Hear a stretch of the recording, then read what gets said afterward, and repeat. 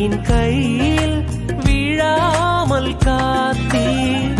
சத்துருக்கள் முன்பு பந்தியை வைத்து எண்ணெயினாலே அபிஷேகம் செய்தீர். சத்துருக்கள் முன்பு பந்தியை வைத்து எண்ணெயினாலே அபிஷேகம் செய்தி.